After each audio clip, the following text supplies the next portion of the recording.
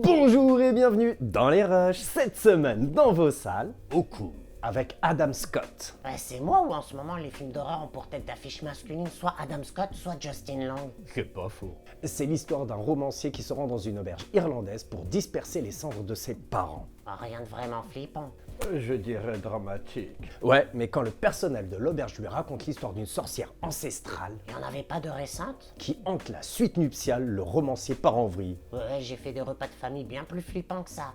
Ce que je trouve flippant, c'est que t'es une famille. Pour qu'on soit raccord, quand vous dites famille, vous parlez bien de bipèdes avec des pouces opposables. Et non pas une bande de quadrupèdes sur les nuits de pleine lune. Je connais pas l'orientation sexuelle de chacun. Bon, encore une fois, on s'égare. On passe à l'autre sortie de la semaine qui est Le Diable s'habille en Prada 2. Ah, la fin du monde est proche. Foutez-moi, Le Diable s'habille en Prada. Ah, vraiment trop épouvantable. Et c'est le 2 en plus. Vous avez pas vu le premier, c'est pas possible. Mais si, avec Meryl Streep, Anna Hathaway et Emily Blunt.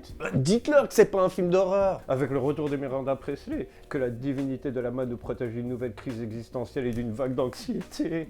Wow, l'ambiance, on dirait que vous avez vu le diable. Habillé en Prada. Ah, bon bah, Le Diable s'habille en Prada. Ah. En Prada 2, bande-annonce. J'ai occupé votre poste. J'ai été à la Fashion Week de Paris. J'ai porté plusieurs pièces de la collection Chanel. Et vous avez tout gardé? Non, je les ai donnés. Quoi? Un peu too much pour une salle de rédaction. Votre bureau. Ah. Qui donne ces fringues Chanel? Je vais tirer le meilleur parti de ce job. Tu peux écrire un bouquin. La vraie personnalité de Miranda Presley dévoilée. Puissent les ponts que j'ai coupés éclairer mon chemin. Attendez.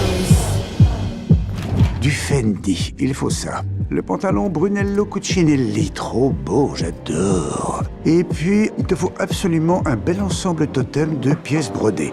Mais pas en terracotta, parce que tu es trop pâle.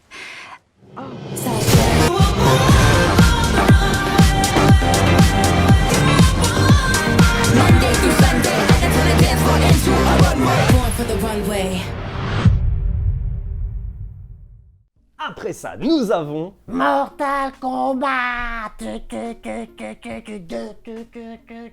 Sans grande surprise, c'est la suite de Mortal Kombat. Quel envers. Donc on retrouve les survivants du premier avec un petit nouveau du nom de Johnny Cage. Interprété par Karl Urban The Butler dans The Boys. Fatality.